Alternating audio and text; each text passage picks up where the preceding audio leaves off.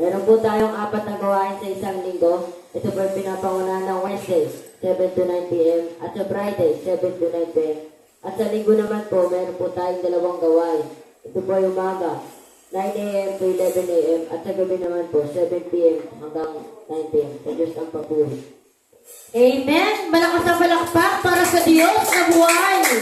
Hallelujah! Yan po ang ating mga event sa gabing ito. Hallelujah! Na kung saan ang apat na gawain natin, walang mintis, may tao man o wala, ay patuloy pa rin tayo maglilingkod at magpupuri sa ating Panginoong Diyos. Amen po ba? At syempre, hindi lang yan. Marami pa rin tayong event na gagawin. Tulad yan, amen, sinet sa GC, amen, praise God, na meron tayong practice, amen, bukas, sa ganap na alas 5, mga kabataan, special event para sa darating na National Conference ng GKMCC International. Hallelujah. Palakpakan naman natin sa Jesus. Hallelujah. We are so blessed dahil isa tayo sa mga napili. Amen. Sa dinami-rami ng simbahan ng God's Kingdom, pero isang ebacom na pinili ng ating bishop, ng ating Panginoong Diyos na makapagtanghal, amen, sa National Conference. Kaya wag po natin sayangin ang pagkakataong ito dahil maraming simbahan ang nais makapagbigay ng tanging bilang sa National Conference. Galingan po natin kasi ang National Conference hindi lang po dito, amen. Makinig po, kung tayo po ay nag-special number dito, pinaparangalan natin ng Diyos at marami nanonood. Mas lalo pa natin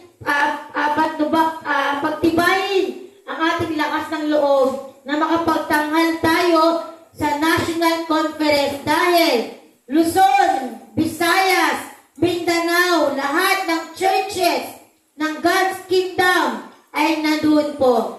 So marami tayo, amen? Kaya we are so blessed. Sinasabi ko sa inyo na napili tayo dahil maraming simbahan ang nakapag-prepare na ng special number. Pero hindi po sila napili.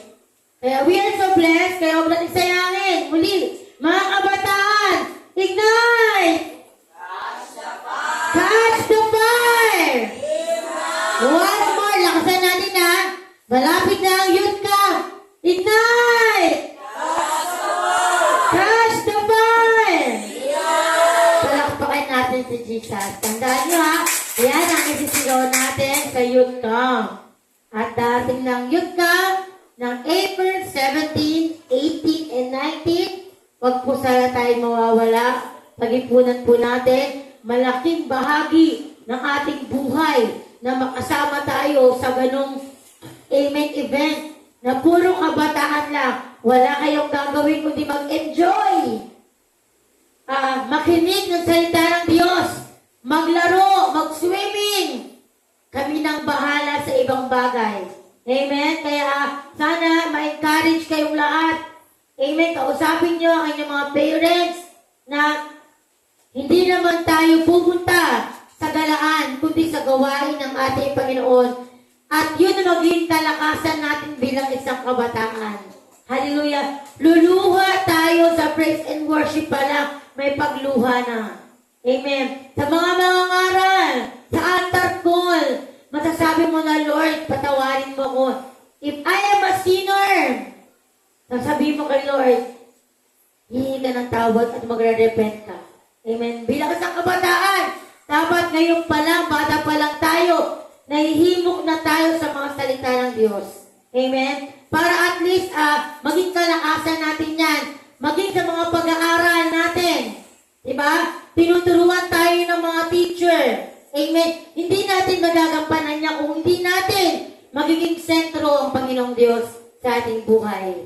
Kasi pag wala ang Diyos sa iyong buhay, ano-ano na lang ang maiisip natin bilang isang kabataan. Dahil wala tayong takot sa Diyos. Amen?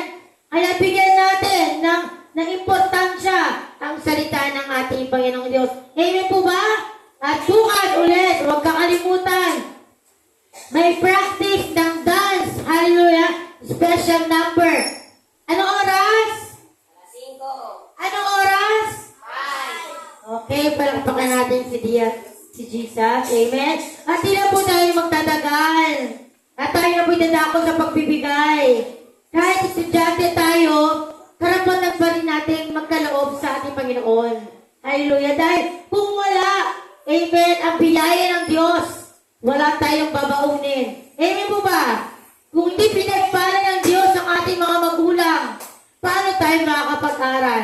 Ginamit ng Diyos ang ating mga magulang para maging ehemplo at maging tuntunan, abutin ng pagpapala ng Diyos ang iyong mabuhay para mapunta sa inyo. Amen po ba? Kaya bilang kabataan, ibalik natin ang para sa Diyos. Amen? At ngayong gabi, tinatawagan ko na po ang mag-exhort na pagbibigay. Walang iba. Amen? Kundi ang ating assistant pastora na si Pastora Bing Abanyes. Palakpakan natin ang ating Panginoong Diyos sa Diyos sa papuri.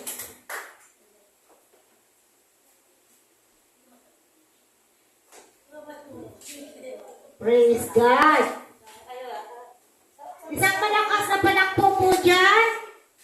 Sa papuri, isang malakas na palakpak po. Ngayon po, dadako na po tayo sa pagbibigay, giving. Dahil ang pagbibigay, gawin natin kaugalian sa ating buhay. Dahil ang pagbibigay ay napaka-importante. Kaya dito po tayo pagyayamanin ng ating Panginoong Diyos. Sa talatang ito, sa Lucas 6:38, magbigay kayo at kayo'y bibigyan din. Pusong takal, siksik, liglig at umaapaw. Sapagkat ang panukat nito ay ginagamit sa inyo na siya rin gagamitin panukat sa inyo. Amen? Kaya itong Luke 6:38, kailangan nating sasalohin para tayo ay yung mga puso natin lagi tayo magbibigay. Ano ulit yung sinasabi sa Luke 6:38? Una, kapag tayo nagbibigay, ito'y ibabalik sa atin. Amen? Siksik, liglig, umaapaw. At higit pa, mapalad ang taong nagbibigay kaysa tumatanggap. Amen? Tama po? Amen. So, anong pipiliin natin? Magbibigay o tumatanggap? Oh, ang galing. Pero, kailangan natin gawin, magbigay tayo, kasi pag nagbigay tayo, tatanggap tayo. So, tama po. Na ang pipiliin natin, ano po? Magbibigay para sa gawain ng ating Panginoong Diyos.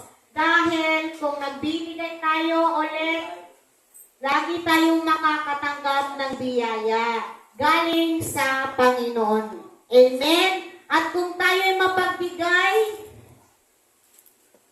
ang mapagbigay ay isang katangian ng isang tao na masabi natin siya ay mabait. Amen. Amen. At siya rin ay masayahin. Amen? O, Amen. isang palakpak nga ulit. Amen. Isang malakas na amen po. Amen. Amen. So yun, pangatlo, pag tayo nagbibigay, ang ating buhay ay sasagana. Amen? Sabi po yun ng ating salita ng ating Panginoong Diyos. Pag nagbibigay, ang buhay natin, pangako niya, ay sasagana. Amen? Amen? Amen. Tapos, mararanasan talaga natin yung kasaganahan. Maraming dumadating sa buhay natin. Kaya, huwag natin kaligtaan ang pagbibigay para sa gawain lagi. Amen? Amen. Dahil ang magbibigay na may pusong dapat tayo magbigay ng may pusong nagagala. Dahil ang Panginoon, God love a cheerful giver. Yes, Amen? yes. Memorize nyo na ba yan? Sa 2 Corinthians 9:7, lagi nyong memorize yan para tayo masiyahan. Diba? Amen. Sabi ng Diyos, nagagalak siya pag tayo'y magbibigay na may kagalakan. Amen? Amen. Amen. Kaya huwag natin kaligtaan, lagi tayong magbibigay para sa Panginoong Diyos. Amen. Di ba po, wag din natin kaligtaan yung sinasabi sa Malakias 3:10. Dadalhin natin yung 10%, yung tithes natin. Saan natin kukunin yung tithes? Doon sa dumadating sa atin. Halimbawa, kayong mga mag-aral, yung mga baon nyo, pag may baon kayo na 10 piso, magkano ibibigay nyo para sa Panginoon? 10%. 10%. Magkano ang 10% doon? Diba? Maliit lang. Piso. Kaya, ibibigay natin. Diba? Amen? Amen. Para lagi tayong masaya. Kasi ang magbibigay ay mas... Amen. So, yun. Lahat. Dahil ang pagbibigay, may pangako ang ating Panginoon. Kaya huwag natin laging kaligtaan, no? Yes. So, okay. Sige po, tayo po'y manalangin. Ang lahat ng ipagkaloob natin ay panalangin natin. Amen? Panginoong Diyos na makapangyarihan sa lahat, salamat, Panginoon, sa pagturo mo, Panginoon, na alam namin, Panginoon, na lagi mo kaming tinuturuan, Panginoon, na pag magbibigay kami, Panginoon, ibabalik mo sa amin, Panginoon, siksik, liglig at umaapaw. Panginoong Diyos, turuan mo lagi ang aming mga puso, Panginoon, sa mga taong hindi pa makapagbigay ngayon, Panginoon. Lagi mo sila, Panginoon, bibigyan ng Panginoon ng pangkabuhayan, Panginoon, para sila, Panginoon, makapagbigay sa iyong gawain, Panginoong Diyos. At sa magbigay naman ngayong gabi, Panginoon, alam namin, Panginoon, na yun ang ibibigay nila kahit malaki man o maliit, Panginoon, ay nanggagaling sa kanilang puso. Panginoong Diyos, alam namin, Panginoon, na kami, Panginoon, pag nagbibigay, Panginoon, lahat, Panginoon, kung ano yung mga kahilingan namin, Panginoon, sa aming buhay, ay ibabalik mo rin, Panginoong Diyos. Salamat, Panginoon, sa aming mga buhay ngayon, Panginoon. At binabalik ko, Panginoon, yung pinakamataas na papurit pagsamba sa iyo, Panginoong Diyos. Sa pangalan ni Jesus, lahat ay magsabi na malakas na Amen!